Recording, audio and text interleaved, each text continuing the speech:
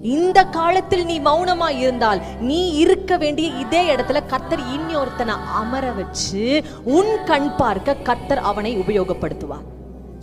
ஒரு shocking news சொல்றேன், கேளுங்க.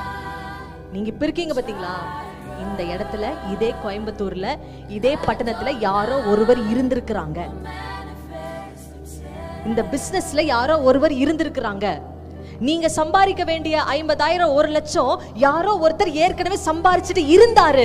ஆனா கர்த்தர் அவரை ரிஜெக்ட் பண்ணி உங்களை ரீப்ளேஸ் பண்ணிருக்கிறது காரணம் என்னன்னா, அவன் கர்த்தர் சொல்வதை செய்யாமல் இந்த காலத்தில் மௌனமா இருந்தாரு.